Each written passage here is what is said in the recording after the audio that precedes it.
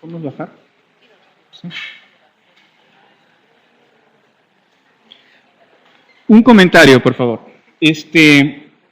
Todo el material que estamos presentándoles, muchos de estos son de profesores de la universidad que nos lo han prestado, algunas imágenes. Es decir, los PDFs que tenemos son para uso exclusivo de ustedes. ¿De acuerdo?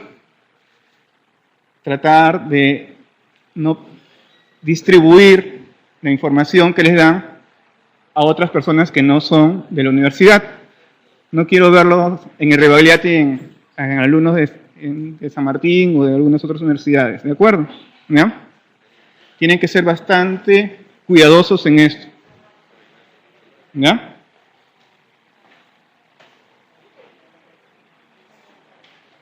Bien, empezamos.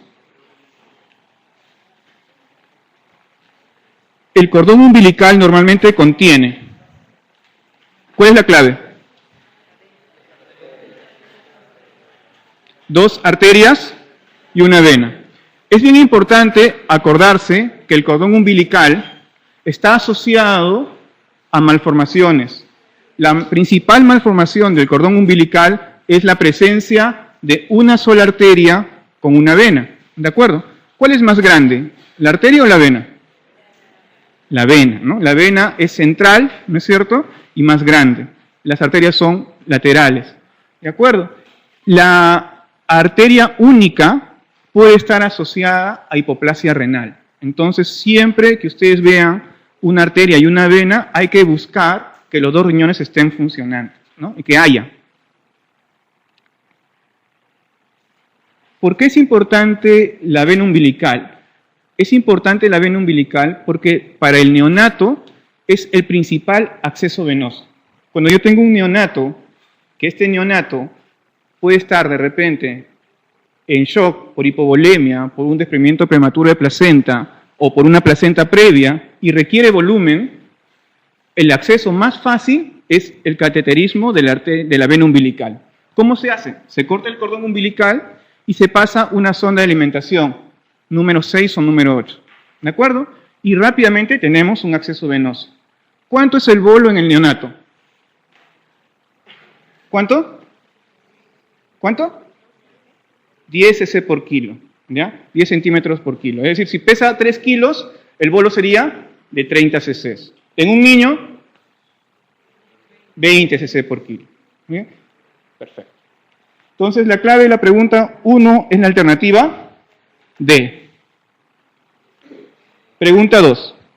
La frecuencia respiratoria del recién nacido es cerca de... ¿Clave? Clave C. ¿Cuándo hablamos de polipnia en el recién nacido? Más de 60 respiraciones por minuto. ¿De acuerdo? ¿Qué cosa me hace sospechar en polipnia? ¿Cuáles son las causas de polipnia más frecuentes en el recién nacido?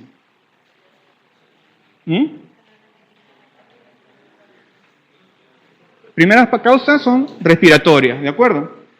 Hay neumonía, síndrome de respiración meconial, membrana hialina, dependiendo de la edad del recién nacido. Pero causas no respiratorias, sepsis, ¿ok? La sepsis, ¿por qué causa polipnia?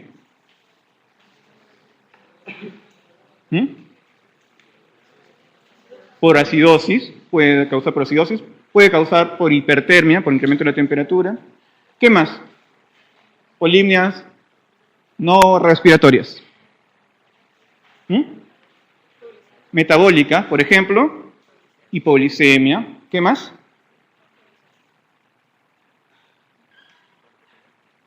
Otras cosas. Errores innatos del metabolismo que pueden causar acidosis metabólica con anion gap alto, ¿no? Obviamente acidosis láctica. Otras causas. ¿Perdón? Hablen, cardíacas, ¿no es cierto? Esto es para que ustedes hablen más que yo hablo, ¿ya? Así que ahora pueden equivocarse, no hay ningún problema, ¿no? Cardíacas, ¿no? Insuficiencia cardíaca congestiva, es causa frecuente de polipnia. Otras causas.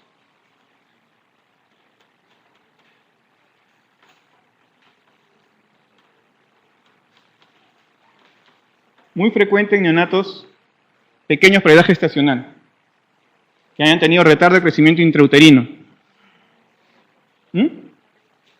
¿Perdón? ¿Atresia? No. La atresia esofágica, ¿qué va a causar en el feto? Polidramnias, ¿no es cierto? Pero si yo tengo retardo en crecimiento intrauterino, ¿qué significa? Que cómo va a llegar, cómo está el oxígeno en el feto. Disminuido, va a haber hipoxemia. Y si hay hipoxemia, ¿qué hace la médula para tratar de mejorar la llegada de oxígeno en los tejidos? Aumenta la producción de glóbulos rojos. Y por lo tanto, el recién nacido va a tener policitemia. ¿Y la policitemia es causa de polimnia? Sí. ¿Es causa de cianosis? ¿Ah? Sí. ¿Pero qué tipo? ¿Central o periférica? Periférica. Muy bien. Entonces, la clave de la pregunta 2 es la alternativa C. 3. Entonces, acá vemos la frecuencia respiratoria normal. Ojo, la polipnia, los tirajes, el aleteo nasal, la cianosis central son signos siempre de hipoxemia. La cianosis periférica no necesariamente es signo de hipoxemia. Yo puedo tener cianosis periférica con policitemia, con hipotermia. Entonces, no necesariamente cianosis periférica me dice que es problema de hipoxia.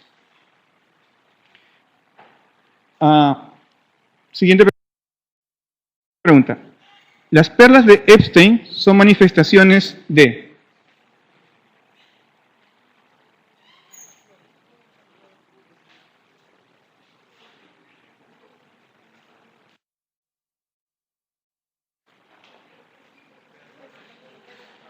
¿Qué cosa es una perla de Epstein?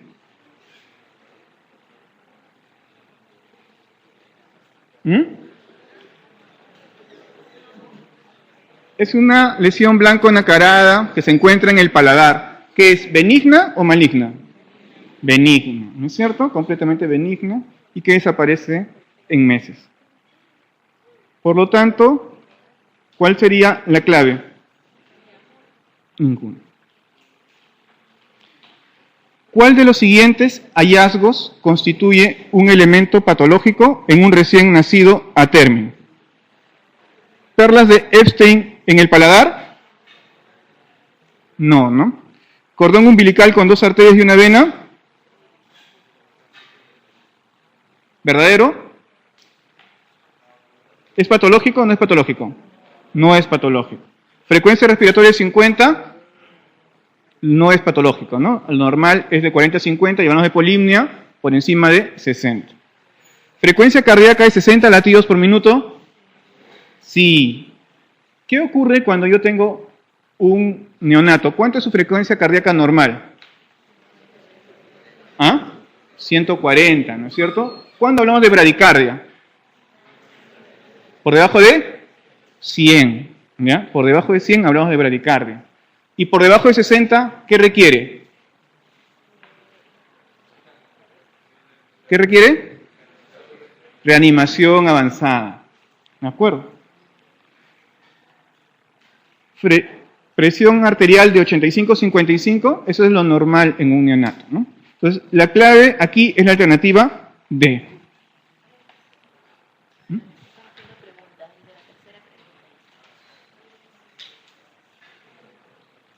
¿Qué diga la respuesta a la tercera pregunta? Ninguna, ¿no? No es una patología maligna.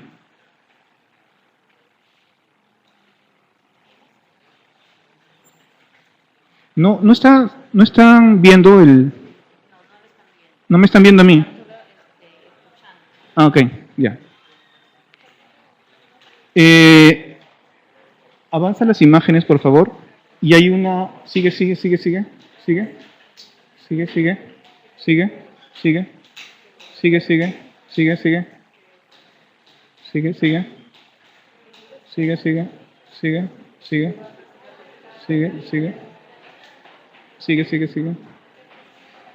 Ya, ahí.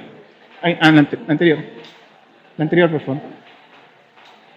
La anterior. Eso. Bien, recién nacido de 24 días de vida, que desprendió el cordón umbilical a los 8 días y cuyo ombligo no ha cicatrizado. Presenta a su nivel una tumoración roja, prominente, circular y que segrega un contenido alcalino. La madre a veces nota en ella ruido de gases.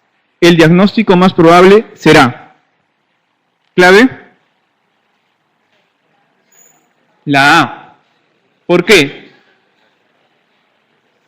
El contenido es alcalino. Acuérdense, la secreción serosa, ¿qué pH tiene? Serosa, ¿no? Es en la sangre, es igual al contenido sérico, ¿no? Tiene un pH normal. En cambio, cuando es el pH de la orina, es un pH ácido, ¿de acuerdo? Y el intestino tiene un pH alcalino. Cuando yo tengo una secreción en el cordón umbilical, yo tengo diagnósticos diferenciales. Uno es un granuloma, donde la secreción es serosa. Puedo tener una persistencia del conducto ónfalo-mesentérico, que es una comunicación entre lo que es el intestino y el ombligo. Esta comunicación, que normalmente ocurre en la etapa fetal, va involucionando. Si no involuciona completamente esta comunicación, se denomina divertículo de Meckel. Y este divertículo de Meckel, si es persistente, pues es la causa más frecuente de anemia ferropénica con pérdidas no encontradas, ¿no? Porque normalmente esto puede tener mucosa ectópica, casi siempre mucosa ectópica gástrica, y hay consecuentemente pérdidas gástricas, ¿no? Y hay anemia por pérdidas por un divertículo de Meckel. A veces cuando este divertículo de Meckel se obstruye, es un diagnóstico diferencial de apendicitis aguda, ¿no? Pero cuando persiste y llega hasta el ombligo, se denomina persistencia del conducto ónfalo-mesentérico y su secreción es una secreción alcalina. Si, por el contrario, la comunicación es entre la vejiga y el ombligo, la secreción va a ser ácida, porque es orina. Y lo que vemos ahí es la persistencia del uraco, o un uraco permeable.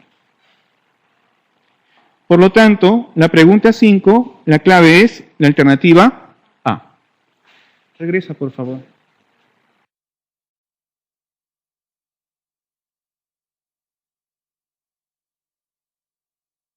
Ahí, el dibujito de las curvas. Avanza un poquito más. Ahí. Defina recién nacido de bajo peso. ¿Clave? ¿Cuándo hablamos de recién nacido de bajo peso? Acá tenemos un gráfico para acordarnos, ¿ya? Una cosa es hablar de bajo peso y muy bajo peso, otra cosa es hablar de grande prioridad gestacional, pequeño prioridad gestacional, y otra cosa es hablar de pretérmino, a término y posttérmino. Cuando hablamos de pretérmino estamos hablando de recién nacidos que tienen menos de 37 semanas de edad gestacional. A término es hasta las 42 y posttérmino es por encima de las 42. Cuando hablamos de pequeño prioridad gestacional y grande prioridad gestacional, significa que el peso, si es pequeño prioridad gestacional, está por debajo del percentil 10. Ojo, no del percentil 5, sino por debajo del percentil 10 para la edad gestacional. Así, por ejemplo, el percentil 10 para la edad gestacional de un niño de 40 semanas es 2.500 y el percentil 90 es 4.000. Por lo tanto, si para las 40 semanas su peso es por debajo de 2.500, se habla de pequeño prioridad gestacional. Pero si su peso es por encima de 4 kilos, se habla de grande prioridad gestacional. ¿De acuerdo? Y va bajando de acuerdo a la edad. ¿Ok? En cambio, cuando hablamos de bajo peso, muy bajo peso y extremadamente bajo peso, ¿cuándo hablamos? ¿Cómo es? ¿Cuáles son los puntos de corte? 2.500, 1.500 y 1.000. ¿De acuerdo? Entonces, bajo peso por debajo de 2.500. Muy bajo peso por debajo de 1.500. Y extremadamente bajo peso por debajo de 1.000. La clave entonces acá será la alternativa E.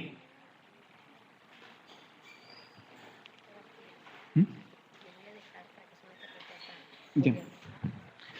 Sí. Sí, lo que quieres. Muy bien, seguimos. La siguiente pregunta, pregunta 7. Sí. No creo que haya problemas. Lo vamos. Ya, perfecto, ya, mejor. Entonces usted me avísame cuando va a preguntar. A ver.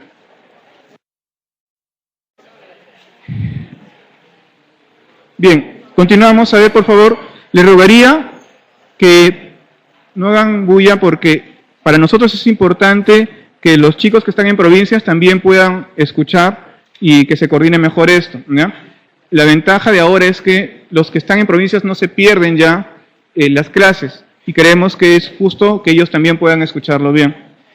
A ver, pregunta 7. Un neonato post-término se caracteriza por... ¿Clave? Ya lo habíamos comentado, ¿no? Una edad gestacional mayor de 42 semanas. Y es lo que vemos acá. Señale lo falso respecto al crecimiento postnatal. Las primeras, avance, por favor. Retroceda. Retroceda. Un poquito más. Un poquito más. Ahí.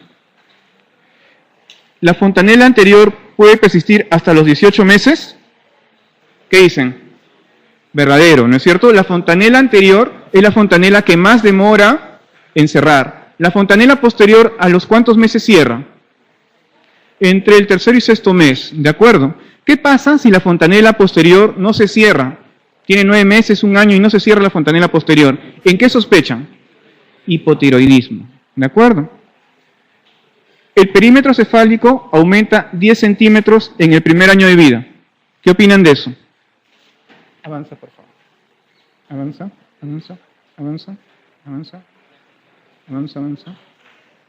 ¿Verdadero o falso? Ahí. El perímetro cefálico, acuérdense, retrocede una más. Acuérdense que cuando estamos en etapa fetal, prácticamente el 50% es la cabeza. Y eso va a ir disminuyendo a medida que seamos más grandes. Entonces, es importante durante todo el primer año de vida medir el perímetro cefálico. Normalmente, el perímetro cefálico tiene 2 puntos de referencia. Siguiente. Uno es, ¿cuáles son los puntos de referencia para medir el perímetro cefálico? Occipucio y glabela. ¿De acuerdo? Entonces, tenemos que medir el perímetro cefálico entre el occipucio y la glabela. ¿Saben qué es la glabela, no? Tengo que decirlo, ¿no? Entre los 2 arcos interciliares, en punto medio, y el occipucio, en la parte más prominente, la región occipital, ¿no? Entonces, el perímetro cefálico se puede tener una fórmula para tener una idea de cómo va aumentando. Normalmente, el perímetro cefálico aumenta 2 centímetros por mes durante los primeros 3 meses. Los siguientes 3 meses aumenta 1 centímetro por mes. Y a partir del 6º mes hasta en adelante hasta el año, 0.5 centímetros por mes. ¿De acuerdo? Avanzamos. A ver, avanzamos.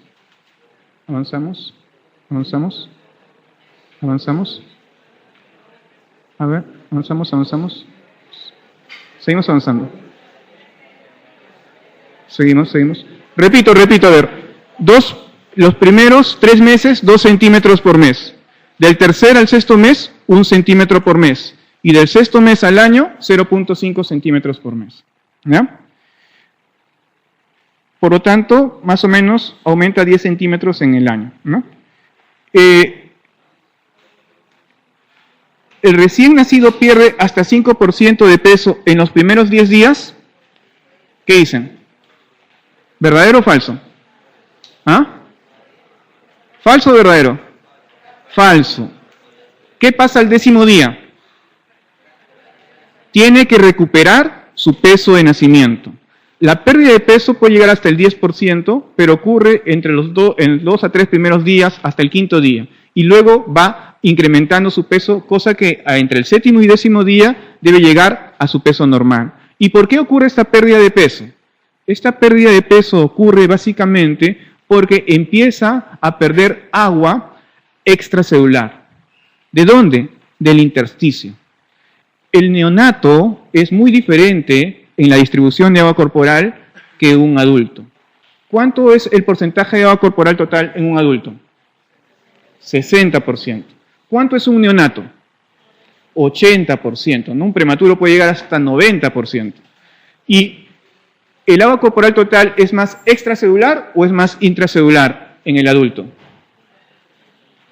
Intracelular, ¿no es cierto? ¿Qué porcentaje es? 40-20, ¿no? 2/3, 1/3. 40-20. En cambio, en el neonato es más agua extracelular que intracelular, ¿ya? Y más es agua intersticial que intravascular. ¿Y por qué razón? Porque la mayoría de las células en el neonato no han completado de formarse, ¿ya? Los alvéolos siguen creciendo hasta los 7 años, las neuronas siguen creciendo y mielinizándose, las asas de Henle siguen formándose, entonces va a haber mucha más cantidad de células a medida que el niño va siendo más grande.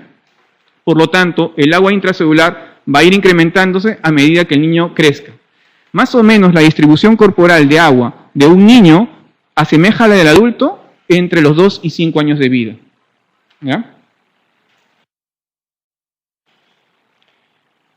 ¿El recién nacido triplica su peso al año de edad? Sí, ¿no? A los 6 meses duplica su peso, a los 6 meses duplica su peso, al año lo triplica. ¿El recién nacido tiene un desarrollo cefalocaudal? Sí, eso es muy importante. Todos los reflejos primitivos primero desaparecen los que están más próximos a la cabeza y luego van bajando hacia los pies. Por ejemplo, el reflejo de prensión, existe reflejo de prensión plantar y reflejo de prensión palmar. ¿Cuál es el primero que desaparece? El reflejo de prensión palmar, ¿ya? Antes de los 6 meses. Muy bien, la clave entonces de la pregunta 8 es la alternativa C. 9. El caput succedaneum se caracteriza por todos los siguientes datos menos 1. Retrocede una, por favor.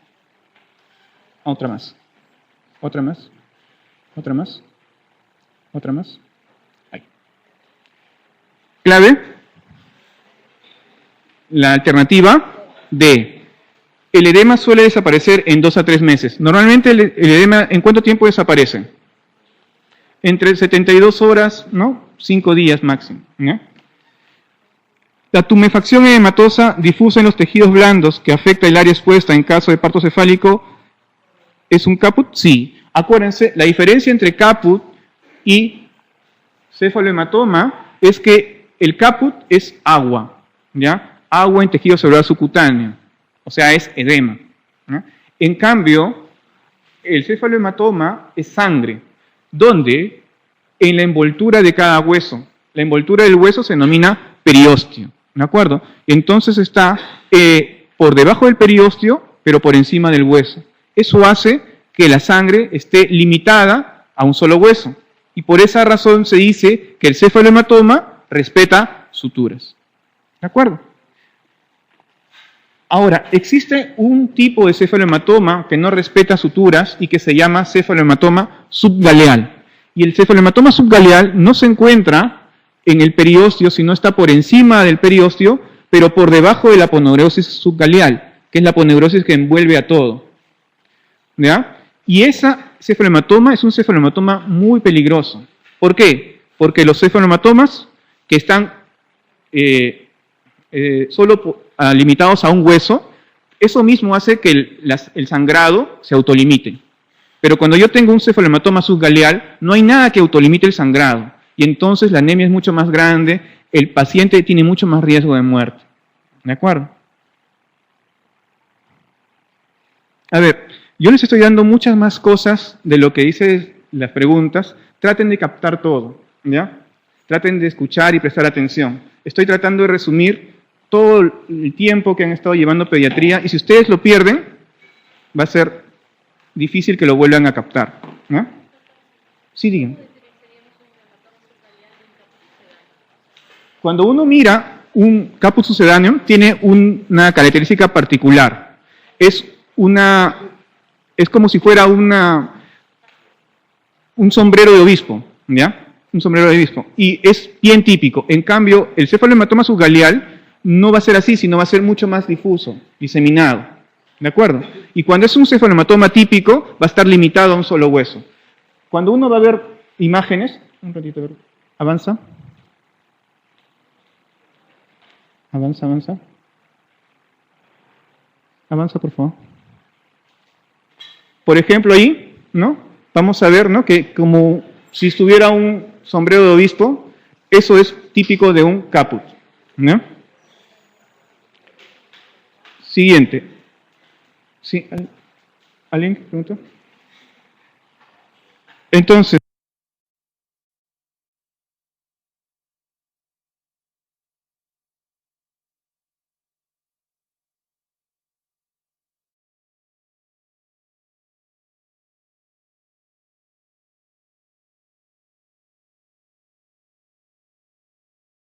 no respetan sutura, pero el edema desaparece pronto.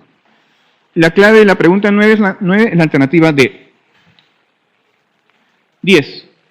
Un recién nacido que tuvo un parto traumático y necesita la aplicación de un forceps presenta en la exploración física un reflejo de Moro asimétrico y el brazo izquierdo lo conserva en rotación. ¿Cuál es el diagnóstico?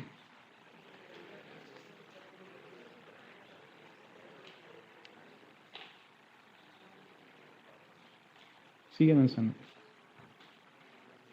Sigue avanzando. ¿Diagnóstico? ¿Sí? ¿Parálisis de Hertz o de Kluncke? Hertz. ¿Qué diferencia hay entre la parálisis de Hertz y la parálisis de Kluncke? Las dos son lesiones del plexo braquial, ¿no es cierto? Pero la parálisis de Hertz comprime, lesiona básicamente el tronco superior y el tronco medio. En cambio, la parálisis de Kluncke comprime, lesiona el tronco inferior, ¿ya? Y eso es muy importante porque en el tronco inferior vamos a ver la inervación del nervio mediano. Y el nervio mediano, lo que vamos a mirar es la flexión de la muñeca. Entonces, la diferencia entre una parálisis de Hertz y una parálisis de Kluncke, una de las diferencias es que la parálisis de Kluncke no puede flexionar la muñeca. La parálisis de Hertz sí puede flexionar la muñeca. En cambio, como la lesión del plexo superior va a provocar más que nada alteración en el movimiento del brazo, entonces no va a poder haber abducción del brazo. Y por eso es que siempre en parálisis de Hertz vamos a tener un Moro asimétrico, porque va a ser Moro solo con el brazo que no tiene lesión. El otro brazo lesionado no va a poder abducir. La típica posición de un niño que tiene parálisis de Hertz es la de Moro pidiendo propina en forma disimulada, ¿no? Así, ¿ok? O sea, el brazo pegado al cuerpo con la mano, la muñeca flexionada hacia, ¿sí? Esa es la posición. Mesero pidiendo propina, ¿no? Así. ¿De acuerdo? Acuérdense de eso. Entonces, si yo tengo este paciente en el cual vemos que tiene un Moro asimétrico y el brazo izquierdo lo conserva en rotación, lo más probable es que tenga una parálisis de Hertz-Duchenne. A ver, ¿esta parálisis qué sería?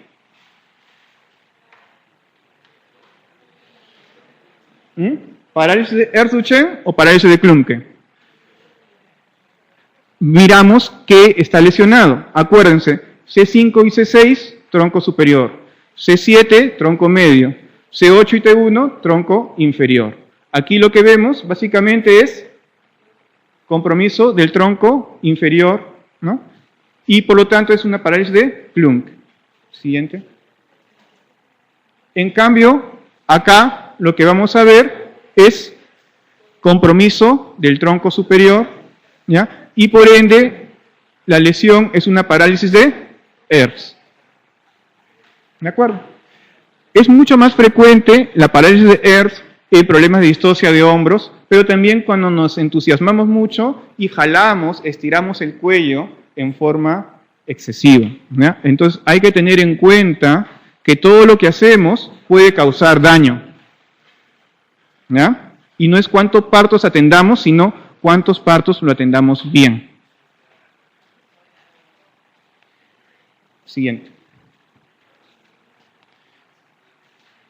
Avanza, por favor. Sigue avanzando. Avanzamos todo eso.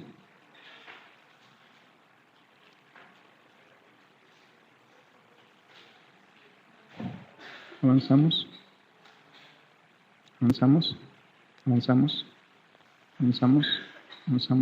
Ahí está. La anterior. Ahí. Bien. Tenemos un recién nacido que al minuto de vida presenta una frecuencia cardíaca de 110 latidos por minuto. Acrocianosis con esfuerzo respiratorio ausente, hipotonía y leve mueca al introducir la sonda de aspiración. La puntuación de Apgar será clave.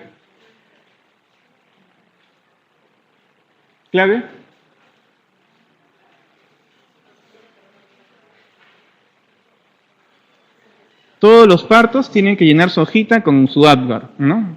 Espero que no estén teleando y pongan 9-10 a todos, ¿no? ¿Ah? ¿Cuánto sale? ¿5? ¿Seguros? ¿Está bien? A ver, avancemos. Siguiente. A ver, acuérdense de algo. ¿Cuáles son los parámetros que mide el test de Apgar? Son 5 parámetros. El primero es esfuerzo respiratorio. Segundo es frecuencia cardíaca. Tercero es tono muscular. Cuarto es irritabilidad refleja. Y el quinto es el color. Y el puntaje varía entre 0, 1 y 2. Cuando el esfuerzo respiratorio está ausente, es decir, no respira nada, eso es 0. Si tiene un esfuerzo respiratorio débil, y el esfuerzo respiratorio lo mide con el llanto casi siempre, ¿no? Si llora muy débil, hablamos de 1 punto, y si llora enérgicamente, hablamos de 2 puntos. La frecuencia cardíaca, y aquí confunden mucho el Apgar con el RCP. La frecuencia cardíaca es 0 si es ausente, es 1 si es menor de 100, ¿ya? Y es 2 si es mayor de 100. El tono muscular, ya, es ausencia de tono, si es 0, es si el tono es solamente a nivel de flexión, tiene una ligera flexión, sobre todo de miembros superiores, pero los miembros inferiores no lo flexiona, hablamos de 1. Y si tiene una flexión adecuada con movimientos activos, hablamos de 2. La irritabilidad refleja, básicamente, lo observamos cuando aspiramos con la sonda, ¿no? La sonda de aspiración, ¿dónde se utiliza? Primero, ¿qué usamos? ¿Aspiramos qué cosa? Acuérdense, primero va la B y luego va la N. Por lo tanto, primero aspiramos boca y luego aspiramos nariz. ¿Ya? Es otra mnemotecnia, ¿no? Eso significa que la aspiración primero es en boca y luego en nariz. Cuando hacemos la aspiración, vamos a ver que el niño va a tener irritabilidad refleja si hacen muecas, ¿no? Y cuando tiene y eso es una irritabilidad refleja mediana, ¿no? Pero si es una completa, vamos a tener un reflejo de tos. ¿Ya? En cambio, el color es pálido, hay acrocianosis y es rosado si es que hay 2. Entonces, miremos este paciente. Frecuencia cardíaca de 110 latidos por minuto. El puntaje es 2. ¿De acuerdo? Esfuerzo respiratorio ausente. El puntaje es 0. Luego sigue hipotonía y leve mueca al introducir la sonda de aspiración. Por lo tanto, ahí tiene hipotonía, 0. Irritabilidad refleja, 1. Y color, acrocianosis. El puntaje entonces es 0, 2, 0, 1 y 1. El puntaje, por lo tanto, será 4. 11, clave C. ¿Cuál de las siguientes estructuras del feto intraútero presentará unos niveles de oxígeno más elevados? Regresa, por favor. Regresa. Ahí. Ahí nomás. Clave. E.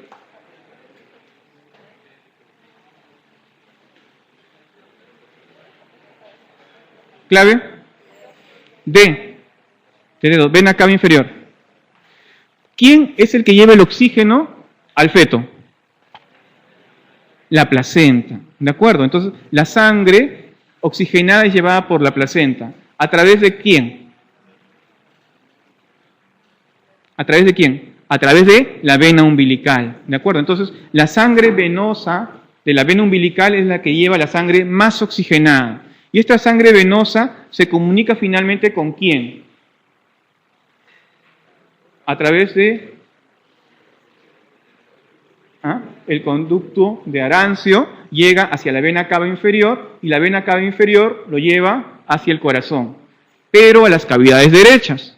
Para que pasen a las cavidades izquierdas y pueda ser expelida a toda la circulación, requiere de algún tipo de comunicación entre cavidades derechas y cavidades izquierdas. Existen dos tipos de comunicación en la etapa fetal que hacen eso. ¿Cuáles son? El foramen oval y el ductus arterioso. ¿De acuerdo? Entonces, a través del ductus arterioso y a través del foramen oval, llevamos la sangre oxigenada de las cavidades derechas a las cavidades izquierdas. Por lo tanto, de todas ellas, ¿quién tendrá más oxígeno? La vena cava inferior. 12, clave D. 13. Ante un recién nacido de 42 semanas de gestación que presentó desaceleraciones de tipo 2, líquido amniótico, teñido de meconio y que está hipotónico, cianótico, apneico y bradicárdico, ¿cuál es la primera medida a tomar? Acuérdense. Avanza, avanza por favor. Avanza, avanza, avanza, avanza, avanza, avanza. Ahí. Este es el algoritmo para resucitación cardiopulmonar neonatal.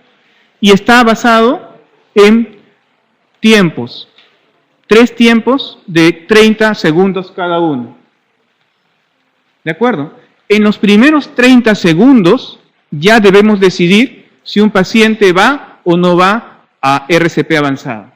Es decir, ya no esperamos más el APGAR. El APGAR no nos sirve para evaluar si un niño va a requerir o no va a requerir RCP. El APGAR nos sirve únicamente para evaluar nuestra respuesta al RCP. ¿De acuerdo? En 30 segundos yo decido si requiere RCP avanzado o no.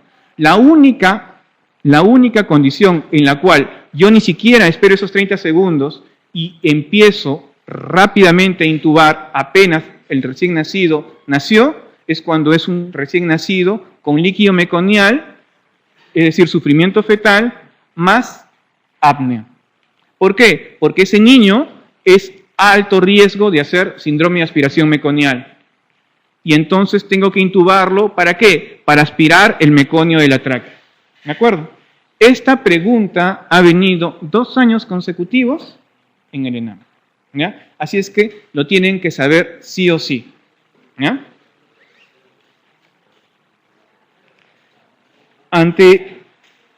Ok, esto está bien.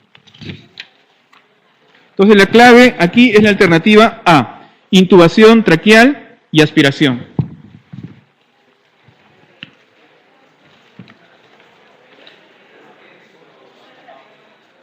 Pregunta 14. Indique la proposición correcta respecto a la valoración del APGAR de recién nacido. Regresamos, por favor. Una más. Una más. Ahí. ¿Se utiliza para determinar la edad gestacional? Falso. ¿Cuál es la clave primero? ¿La clave? D. ¿Se debe practicar en la época neonatal solo a los recién nacidos con dificultad respiratoria? No, a todos. ¿Incluye entre los signos a considerar la frecuencia respiratoria? No, el esfuerzo respiratorio, no la frecuencia respiratoria. ¿Se practica al minuto, 5 y 10 minutos de vida? Verdadero. ¿Y se indica solo para recién nacidos patológicos o supuestamente patológicos? Falso. La clave de la pregunta 14 es la alternativa D. 15. Un recién nacido a término con un cuadro grave de anoxia perinatal, nacido de nalgas, con severa distocia, que sufre 2 fracturas costales,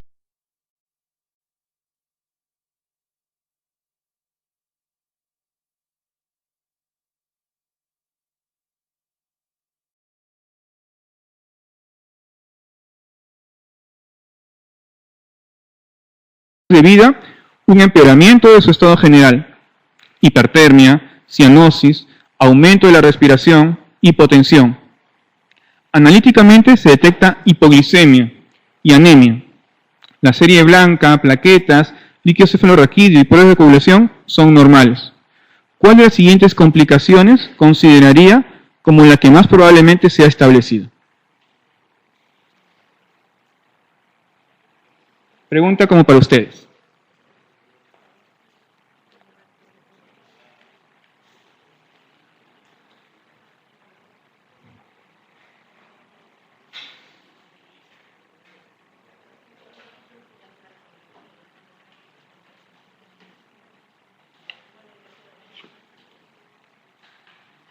¿Claves? La E, hemorragia pulmonar. ¿Sí? ¿Cómo justifica la hemorragia pulmonar la hipoglicemia?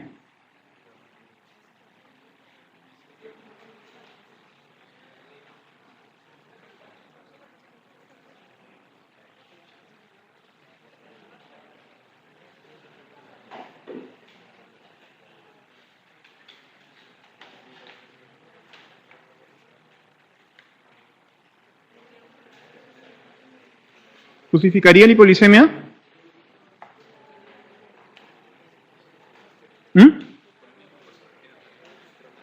No. Hay otra probabilidad que podría justificar mejor todos los síntomas. La C, hemorragia suprarrenal. ¿Por qué?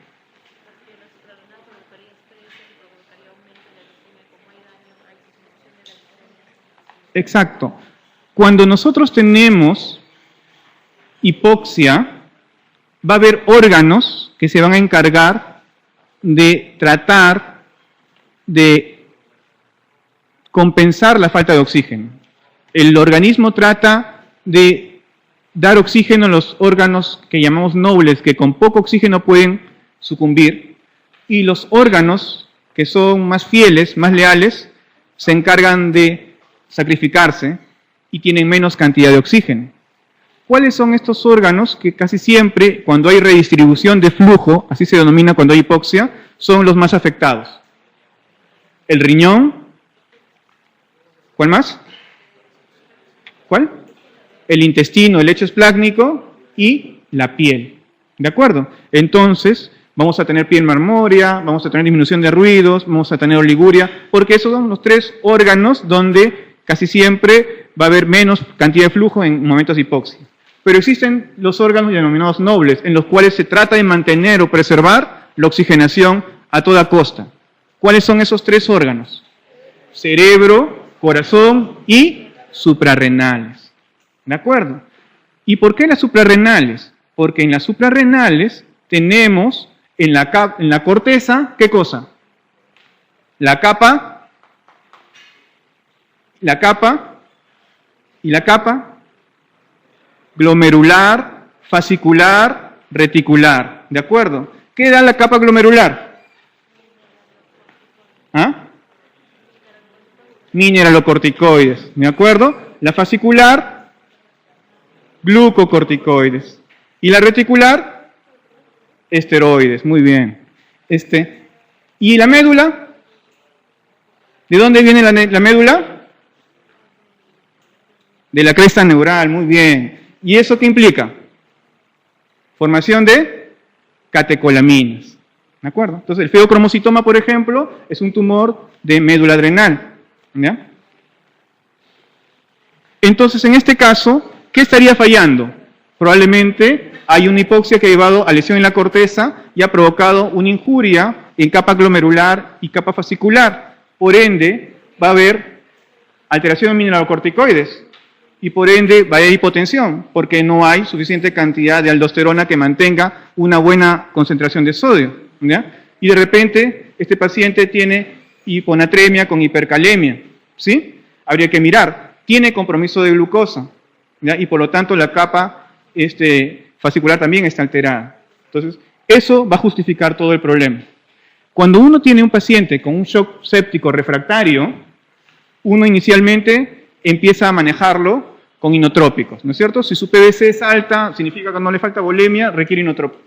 Una vez que iniciamos hidrotópicos, de repente empezamos con dopamina, luego vamos a adrenalina, y si no mejora con eso, uno piensa de repente en usar noradrenalina, y si no, uno siempre sospecha en que puede tener un compromiso de insuficiencia adrenal, ¿no? Se le hacen las pruebas y si hay insuficiencia adrenal, se utiliza corticoides, ¿no? Sobre todo, ¿qué tipo? Glucocorticoides, y con efecto mineralocorticoide también. O sea, hidrocortisona. ¿La dexametasona tiene efecto mineralocorticoide? No, no, es corticoide sintético, solo con efecto glucocorticoide. De paso repasamos un poco de básicas. Ok. La pregunta 15 es la alternativa C. 16. Respecto a la atención inmediata del recién nacido, marque lo incorrecto. Retrocede 2, por favor. Una más. Una más. Una más. Ahí. Clave. La alternativa C. ¿Los recién nacidos requieren vigilancia durante el periodo de adaptación? Sí. ¿El periodo de adaptación? ¿Qué significa el periodo de adaptación? Es un periodo en el cual el niño puede respirar un poquito más rápido, básicamente porque todavía queda líquido a nivel alveolar. Avance un poquito, por favor. Normalmente, los alvéolos en la etapa fetal están llenos de líquido, ¿sí? Y este líquido es parte de lo que llamamos el líquido amniótico, ¿ya? ¿Quién sintetiza el líquido amniótico? ¿Ah? ¿Quién? ¿Quién? El riñón neonatal, ¿no es cierto? Entonces, si yo tengo oligoamnios, yo tengo que sospechar en que algo puede estar alterado a nivel renal. Si este oligoamnios es severo y empieza desde el comienzo, ¿qué va a pasar? No hay suficiente líquido para que los alvéolos se abran. Y los alvéolos nunca se distienden. Si los alvéolos no se distendieron, la madurez pulmonar se altera. Y ese recién nacido no vive. ¿Ya? Oligoamnio severo implica inmadurez pulmonar. Y por lo tanto, ese neonato nace y no puede respirar. ¿Por qué? Porque para respirar necesita tener alvéolos distendidos. Y para tener alvéolos distendidos necesito líquido amniótico. Si no hay líquido amniótico, esos alvéolos no se distienden. Y si no se distendieron con líquido, menos se van a distender con aire. Eso es lo que muchos años atrás, ustedes no sé si ya llegaron a verlo, el doctor Porturas nos hablaba de dosimasia pulmonar, ¿no? Entonces se ponía, ¿no?, el pulmoncito del neonato en agua y si no flotaba, si se hundía, era porque los alvéolos estaban inmaduros. ¿De acuerdo? Esto tiene un nombre clínico que se llama el síndrome de Potter, ¿no? Cuando hay agenesia renal bilateral, cuando hay hipoplasia pulmonar y no hay líquido suficiente, el neonato, el feto se da contra el útero, se da de golpes contra el útero y como si lo hubieran golpeado, ¿no? Por eso se llama cara de boxeador, ¿no? Y el niño sale todo magullado, ¿no? Y no tiene un mal pronóstico porque no tiene función pulmonar. Bueno, cuando normalmente tenemos líquido amniótico y tenemos agua en los alvéolos, esos alvéolos posteriormente van a intercambiar su contenido de agua por aire. Y eso va a depender mucho de cuántas contracciones uterinas tengamos y todo eso. Si no existen muchas contracciones uterinas, si es una multigesta que nace como un tubo en 2 o 3 horas, el niño probablemente ¿qué tenga? Al nacer. Taquipnea transitoria, ¿no es cierto? Que es un distrés respiratorio producido porque tengo pulmón líquido en una buena cantidad y que desaparece en 2 a 3 días. Pero normalmente siempre debe haber algo de líquido en los alvéolos y eso va a desaparecer en las primeras 2 horas, ¿no? Eso se denomina periodo de adaptación, ¿no? ¿El 10% de los partos pueden presentar problemas aunque no haya factores de riesgo? Sí. Retrocede una, por favor. O dos. Miren, cuando yo tengo un neonato y voy a atenderlo, yo tengo las probabilidades que el 90% nazca solo. Yo no necesito hacer nada, solo lo seco bonito y se lo doy a la mamá. Le corto el cordón. No tengo que hacer absolutamente nada, no tengo que saber nada de RCP. 10% requiere algún tipo de ayuda. Y entonces nace medio llorando, medio moradito, y al toque ustedes agarran, lo estimulan, lo secan bien, llora y respiran, ¿no? Y también respira el niño y se lo dan a la mamá. Pero 1% no va a vivir si ustedes no saben hacer RCP avanzado. Y ese 1% va a depender de ustedes. Y es el 1% que sí implica que ustedes sepan manejar un RCP neonatal.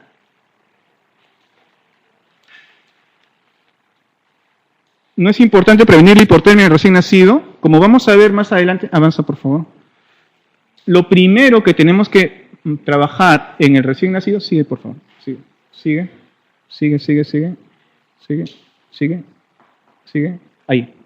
Lo primero que vamos a ver cuando manejamos al recién nacido, luego de ver nuestras 4 preguntas iniciales, son los cuidados de rutina. Y lo primero que hay en los cuidados de rutina es dar calor. Cuando uno va a tener recién nacido, va con sus mantas precalentadas.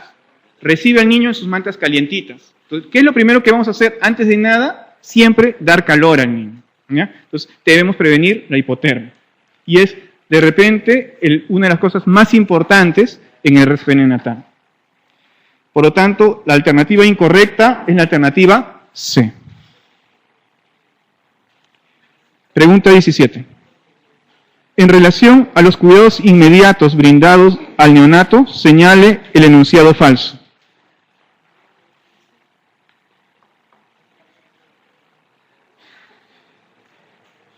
Clave. Alternativa C.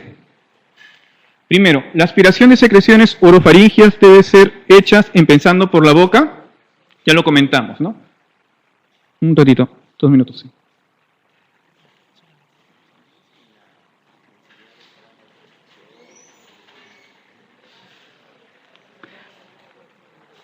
El doctor Ciesa me acaba de comentar que todas las cosas que estamos discutiendo acá y el material que estamos diciendo es exclusivo de la universidad y para ustedes, que es completamente confidencial, ¿no?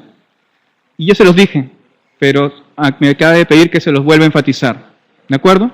Es importante mantener la confidencialidad de todo esto, ¿ya? A ver, ¿por qué estamos siendo tan cuidadosos en esto? Una de las cosas que tenemos que ver es que todo el esfuerzo que se hace para ustedes implica un costo, ¿ya? Y si es que este costo no justifica, el próximo año esto no se va a hacer, ¿de acuerdo? Este curso ha mejorado y se ha hecho más grande porque se vieron resultados. Si este año no se ven resultados, simplemente el curso no se da. Entonces, de ustedes depende que esto se mantenga, ¿ya? Entonces, no es por ponerles presión, pero le dijimos lo mismo al ciclo anterior. Sus externos dependen de ustedes, ¿ya? Y eso implica que la idea de este curso es que el promedio de notas sea igual o mejor que el anterior, ¿ya? Y debe ser, porque el curso que ellos recibieron fue la mitad de lo que ustedes están recibiendo, ¿ya? Y no creo que ellos sean mejores que ustedes, ¿no es cierto? ¿No?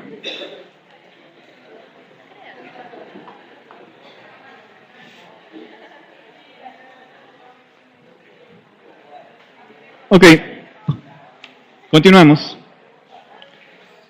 La pregunta 17.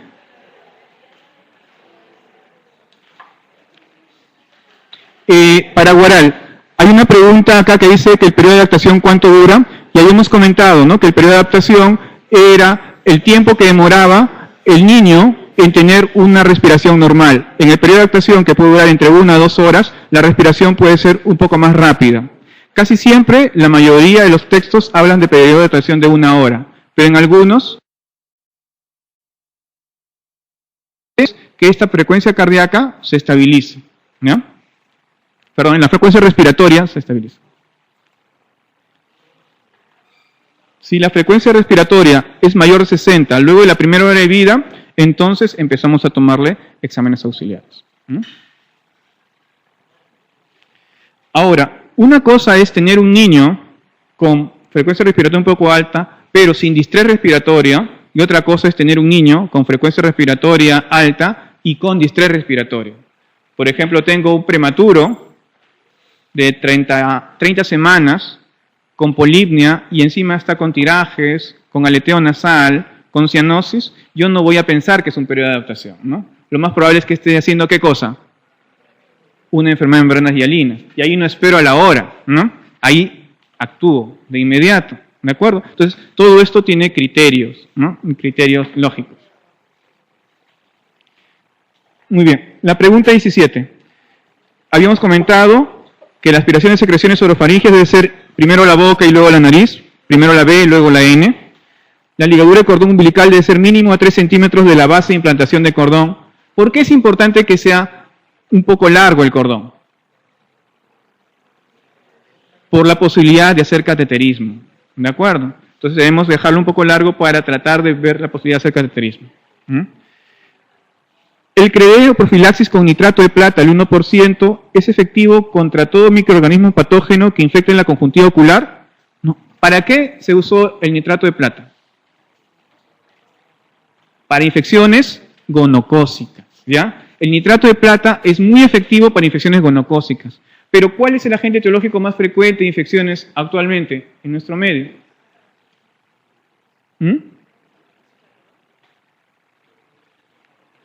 Clamidia, ¿ya? Clamidia. Y el gonococo ha dejado de ser la causa más frecuente. Por lo tanto, va a ser química, ¿ya? Pero si hablamos de conjuntivitis infecciosa, la causa más frecuente es clamidia, ¿no?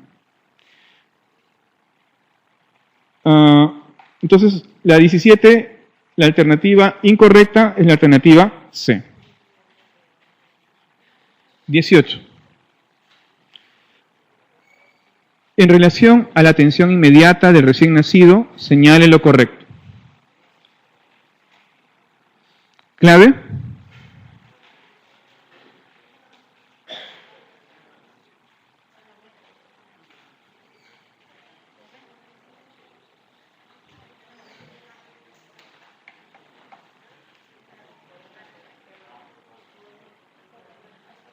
¿Clave?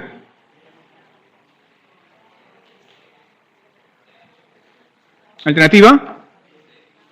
D.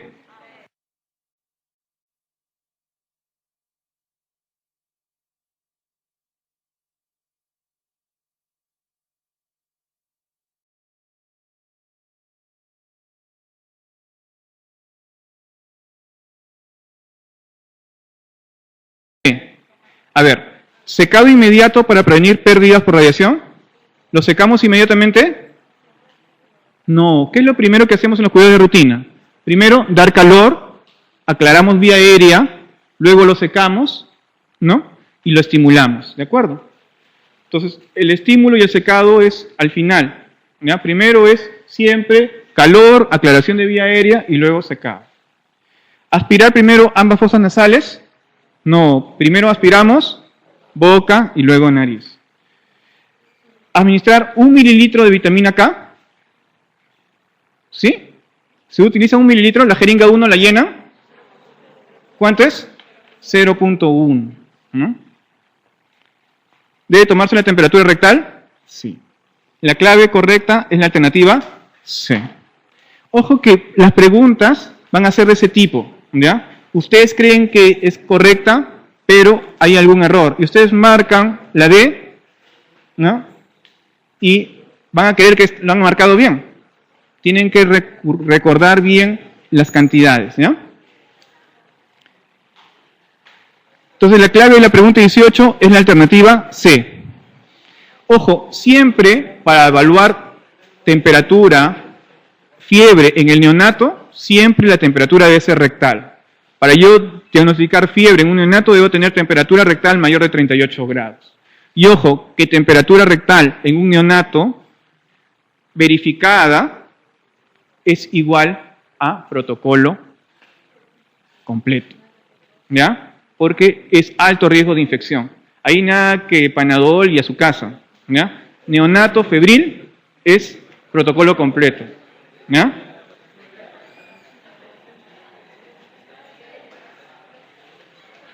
No. No estamos hablando de que en atención inmediata le vamos a tomar temperaturas en el inicio. La atención inmediata tiene dos partes. La atención inmediata en el momento de atender al niño y luego la evaluación completa. En la evaluación inicial, básicamente, vamos a mirar estos pasos que dimos. Y en la evaluación completa sí nos fijamos en todo. Nos fijamos en las manitos, nos fijamos en las caderas, nos fijamos en la temperatura rectal porque nos fijamos si hay anito o no, ¿ya? Si hay una malformación no rectal, y todo eso es parte de la atención en el examen físico en las primeras horas de vida. Pregunta 18, alternativa correcta es la alternativa C. 19. Señale el concepto falso acerca de la reanimación neonatal. ¿Clave? Alternativa D. A ver, los signos de evaluación son respiración, frecuencia cardíaca y color de piel. Fíjense esto, cuando yo voy a atender a un neonato, lo primero que me pregunto son 4 cosas. Primero, si es a término o es prematuro. Si está con meconio o está sin meconio. Si respira o no respira. Y respirar en el neonato es igual a llorar. Llora significa que respira. Y si el tono es adecuado o no. Se mueve solo, espontáneamente, tiene buen tono. Si todo es sí, entonces vamos a los cuidados de rutina. En los cuidados de rutina empezamos con darle calor cuando llevamos al neonato a la servocuna en las matas precalentadas. Una vez que lo llevamos a la servocuna, lo otro que hacemos es vía aérea. Entonces ponemos el mentón en forma perpendicular para tener una vía aérea permeable. Una vez que hacemos eso, aclaramos la vía aérea aspirando primero a la boca y luego en la nariz. Y luego de aclarar vía aérea, lo secamos y estimulamos. Si está rosadito y todo, tranquilo, se lo damos a la mamá. Pero, si no, evaluamos 3 cosas. ¿Cuáles son? La respiración, la frecuencia cardíaca y el color. Si respira, tiene una frecuencia cardíaca más de 100 y está rosado, perfecto, se lo damos a la mamá. Pero si respira, pero la frecuencia cardíaca está más de 100, pero está cianótico, le damos oxígeno hasta que esté rosado.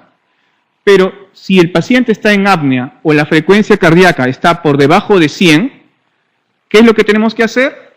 Es ventilación a presión positiva. Entonces, en los primeros 30 segundos hemos decidido si empezamos con el RCP avanzado o no. ¿Y cómo empezamos con el RCP avanzado? Haciendo BPP, ventilación a presión positiva durante 30 segundos. ¿Cuál es la indicación de la ventilación a presión positiva? Es apnea o una frecuencia cardíaca por debajo de 100. ¿De acuerdo?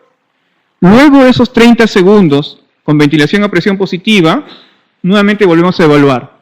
Si el paciente tiene frecuencia cardíaca por debajo de 60, hacemos compresiones torácicas. Si está por encima de 60, pero por debajo de 100, seguimos con la ventilación a presión positiva. Si respira, su frecuencia cardíaca está por encima de 100 y está rosadito, le hacemos todos los cuidados de rutina. ¿De acuerdo?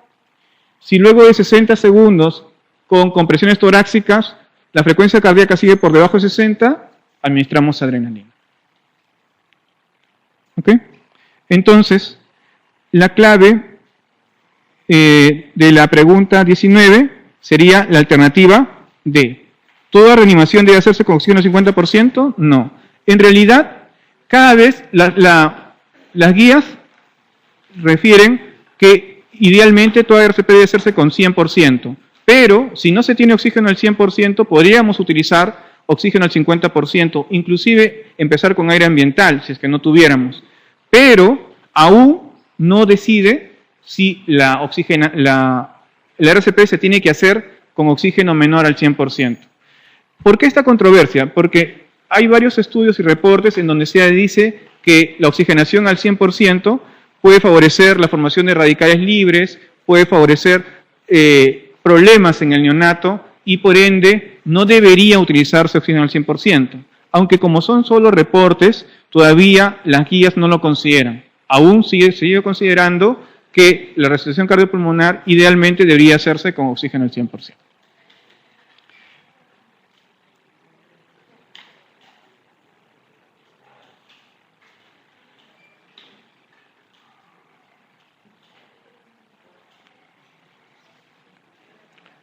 Entonces, todo el resto son correctos, ¿no? La 19, la clave es la alternativa D. 20.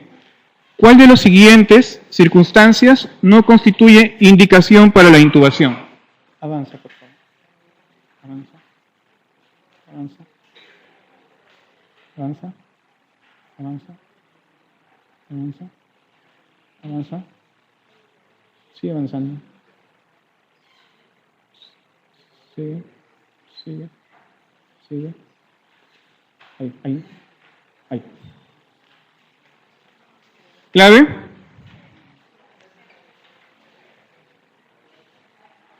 Alternativa. ¿Prematuridad extrema es indicación para intubación? Sí, básicamente porque requerimos usar surfactante en un prematuro extremo, ¿no? ¿Ventilación a presión positiva ineficiente? Sí, si tenemos mucho tiempo en ventilación a presión positiva, tenemos que intubarlo. ¿Por qué? Porque en ventilación a presión positiva por mucho tiempo podemos llenar el estómago de aire, ¿no? A pesar de que hacer maniobras de Selig y todo eso, podemos llenarlo de aire. Necesita intubación. ¿Una hernia diafragmática necesita intubación? Sí, ¿de acuerdo? ¿Por qué? Porque si no, vamos a comprimir más el pulmón dañado, ¿de acuerdo?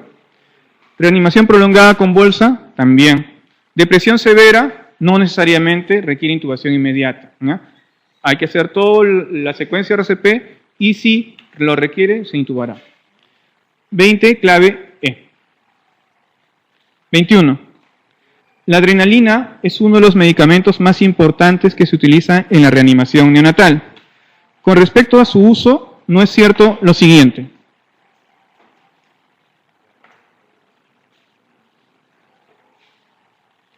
¿Clave? ¿Sí? Sigue, por favor. Ahí nomás. Clave.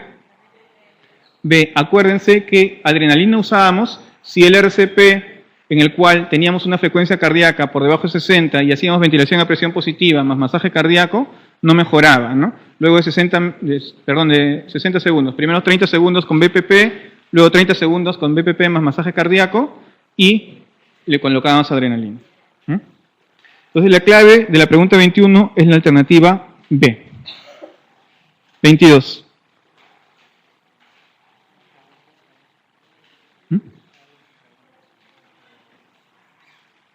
Más lento. No vamos a acabar, son 6:30. A ver. Ordenar las maniobras iniciales de reanimación neonatal. ¿Cuál sería? A ver, volvamos al grafiquito del algoritmo.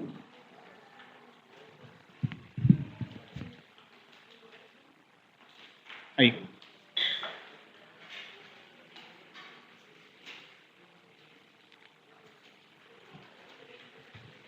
Bien. ¿Qué es lo primero que tenemos que hacer en la reanimación neonatal?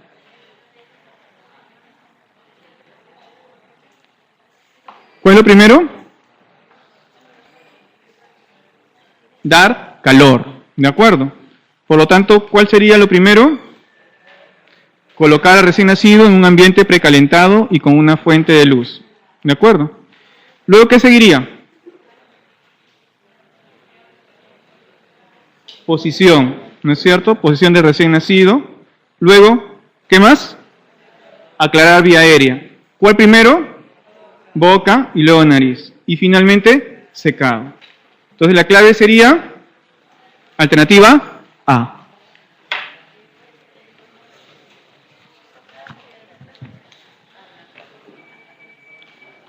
23. Recién nacido de 36 semanas de edad gestacional. A ver, yo sé que cansa ya, pero tenemos que continuar. Hacemos las 30 y tomamos un breve descanso.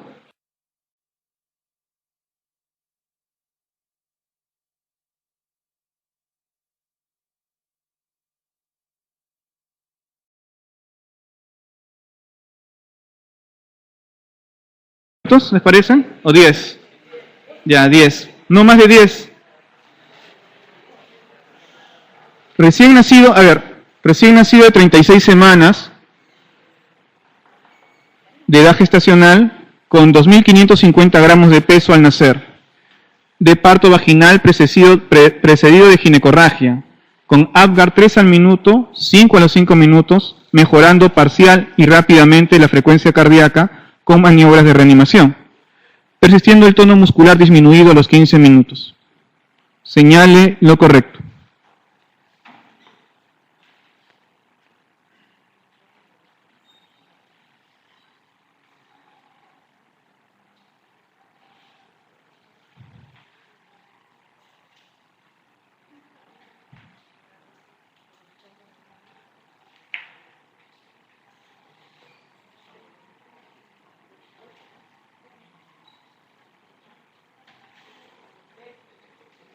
Clave D. A ver, nace con asfixia leve. ¿Qué opinan? ¿Será una asfixia leve?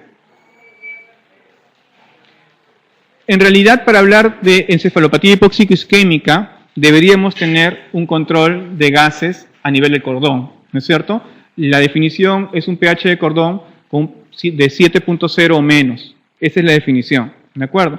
Pero una de las cosas que nos puede ayudar es evaluar el examen neurológico del recién nacido, ¿no? Si yo tengo un recién nacido donde tiene un tono alterado después de 15 minutos, probablemente está con una alteración neurológica que ya me está indicando algún tipo de encefalopatía con compromiso neurológico, y eso se denomina CERNAT, ¿ya?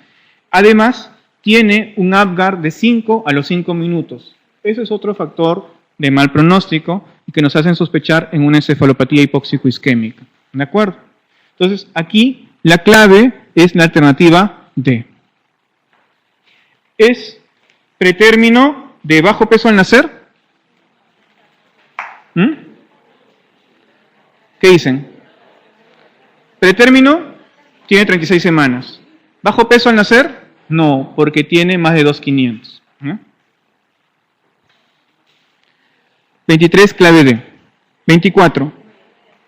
El agente causal más frecuente de la meningitis bacteriana del neonato es... ¿Clave?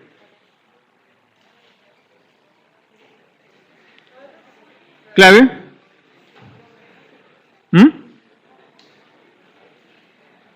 ¿Cuál es? ¿C? Avanza por favor. Sigue avanzando.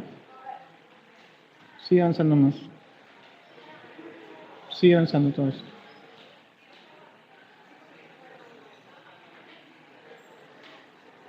Sigue avanzando, Sigue avanzando. Sigue avanzando.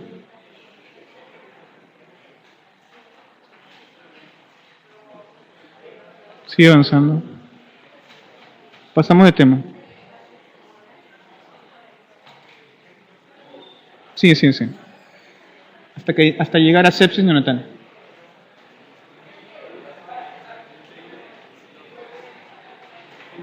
Sigue avanzando.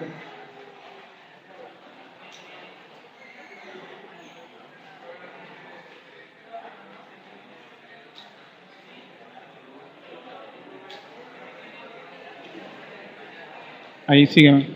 Sigue.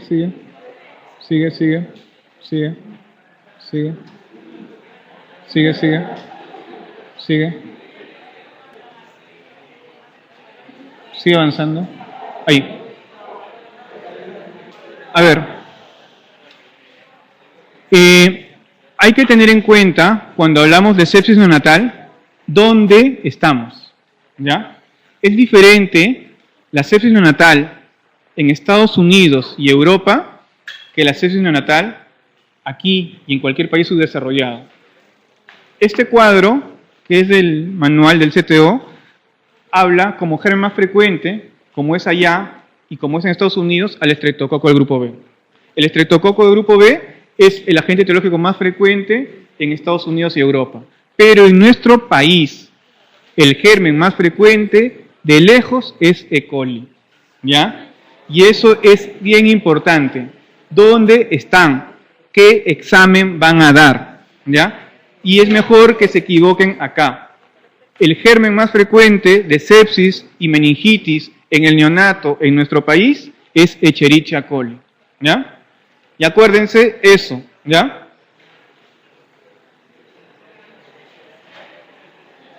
El tiempo, a ver, seguimos.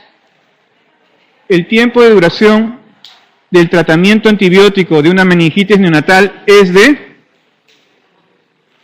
¿Cuánto tiempo de tratamiento antibiótico le dan? Acuérdense, el neonato es una persona que no ha terminado de completar la formación de su sistema inmune, ¿ya? Estos niños rápidamente pueden hacer secuelas. A las 2 semanas pueden hacer efusión y hay que tomar un ataque de control, pueden hacer abscesos. Por lo tanto, el tratamiento debe ser prolongado. Según el germen, en promedio es de 21 días, ¿ya? El tratamiento de sepsis neonatal con meningitis neonatal es de 21 días, ¿ya? 25, clave D. 26. En la sepsis del recién nacido, los gérmenes más frecuentes son... Ahora sí, la alternativa C. Escherichia coli y Streptococcus grupo B. Pero en ese orden, ¿ya? Primero Escherichia coli y luego Streptococcus grupo B. 27. Recién nacido a término, que a las 3 semanas de vida comienza con fiebre, irritabilidad, rechazo de las tomas. 12 horas después se encuentra pálido, letárgico, hipotónico y con reflejo de succión débil. En la exploración presenta una temperatura de 40 grados, frecuencia cardíaca de 180 latidos por minuto, frecuencia respiratoria de 60 respiraciones por minuto, auscultación cardiopulmonar normal, abdomen no doloroso, sin masas ni megalias, fontanela atención, hemograma, leucocitos 2800, segmentados 12%, callados 13%. La prueba diagnóstica que debe realizarse a continuación es: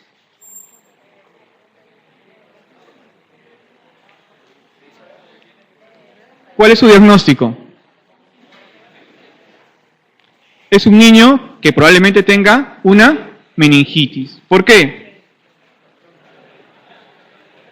¿Tiene parasepsis o no tiene parasepsis? ¿Cuáles son las cosas que me dicen que este niño puede tener sepsis? Fiebre, irritabilidad, el rechazo de las tomas. ¿Y qué yo puedo sospechar que tiene compromiso neurológico? Está letárgico, está hipotónico, con reflejo de succión débil. Y además, ¿cómo está su fontanela? Abombada. ¿Por qué creen que esa fontanela está bombada? Probablemente por acúmulo de líquido cefalorraquídeo, ¿no? Puede tener hipertensión endocraniana inclusive, ¿no? ¿Qué es lo que hay que hacer? Punción lumbar. 27, alternativa E. Un prematuro de 900 gramos y 27 semanas de gestación sufre distrés respiratorio desde el nacimiento. A las 36 horas de vida presenta hipotensión, bradicardia, cianosis y tensión aumentada en la fontanela. ¿Qué exploración diagnóstica le parece más oportuna entre las siguientes?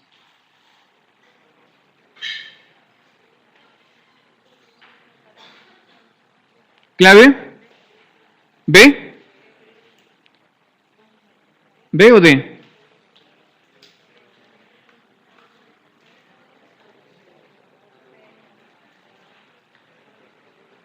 A ver, ¿les parece que este recién nacido, prematuro, tiene sepsis o no tiene sepsis?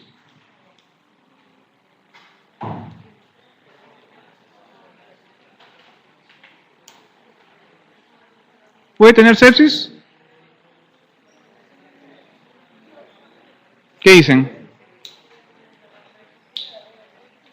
¿Cómo justifican el estrés respiratorio en un prematuro de 900 gramos? Lo más probable es que ¿qué cosa tenga? Membrana hialina. ¿Y qué hace la membrana hialina entonces con la frecuencia respiratoria? La va a incrementar. ¿Y qué pasa si yo tengo frecuencia respiratoria incrementada con el CO2? Va a disminuir. ¿Y qué pasa si yo tengo cambios bruscos de PCO2 a nivel cerebral?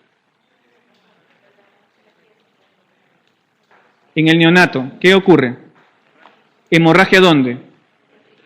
Intraventricular. Entonces, una de las cosas más frecuentes que tenemos que ver en un prematuro con factores de riesgo, llámese hipoxia, llámese cambios bruscos en la PCO2, es hemorragia intraventricular. ¿Y cómo hago el diagnóstico de hemorragia intraventricular? Con una ecografía transfontanelar. Sobre todo si yo veo que el paciente hace hipotensión, ¿no? ¿Ya? Entonces, la causa más frecuente, entonces, es hemorragia intraventricular. 28, clave B. Recién nacido de 7 días, extraído por la madre de emergencia porque no lacta desde hace 12 horas. Y presentó deposiciones líquidas en 4 oportunidades, además de convulsiones generalizadas hace 1 hora. Al examen físico, fontanela deprimida, letárgico, glucosa de 60, calcio sérico en 9.6, potasio en 3.4, sodio en 120. ¿Qué solución le aplicaría por vía endovenosa inicialmente?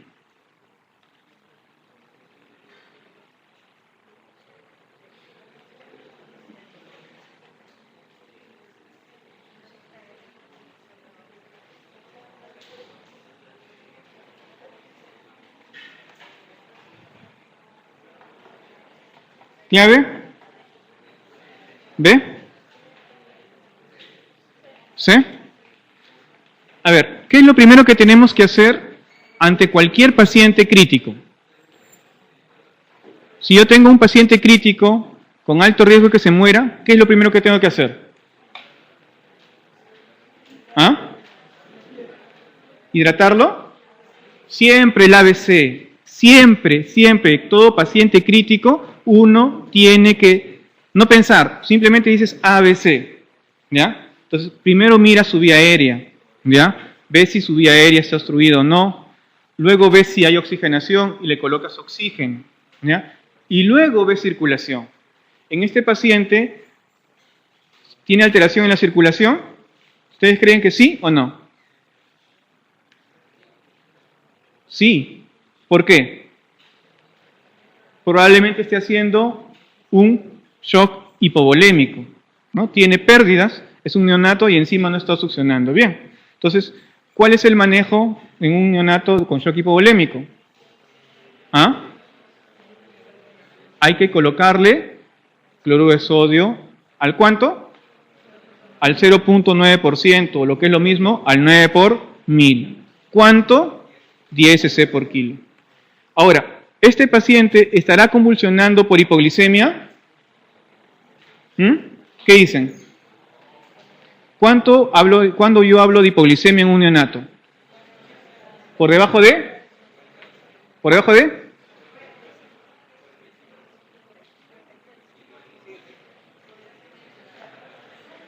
Depende de las escuelas, ¿no? Algunos dicen 47, otros dicen por debajo de 40, ¿ya? Pero idealmente, con una glucosa de 60, yo no tengo hipoglicemia, ¿no?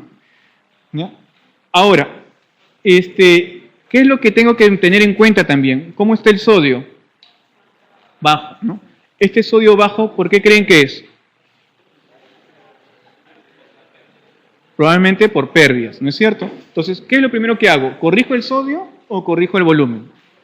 Siempre primero se corrige el volumen. Siempre primero se corrige la hipovolemia y después se corrige la hiponatremia. Primero ponemos bolo de cloruro de sodio, mejoramos eso y si sigue convulsionando, recién le colocamos aporte de sodio. ¿Ya? Pregunta 30.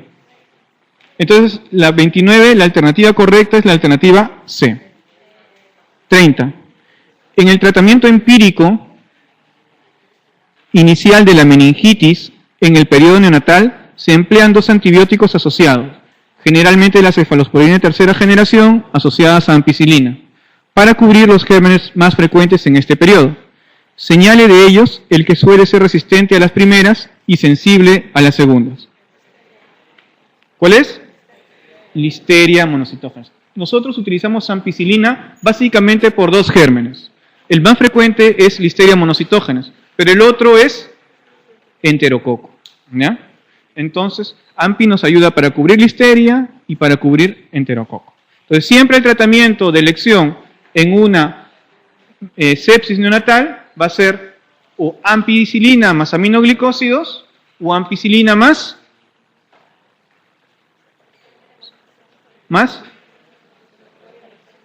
¿cuál? ¿Ceftriaxona? ¿Por qué no ceftriaxona? Provoca colestasis neonatal, ¿no?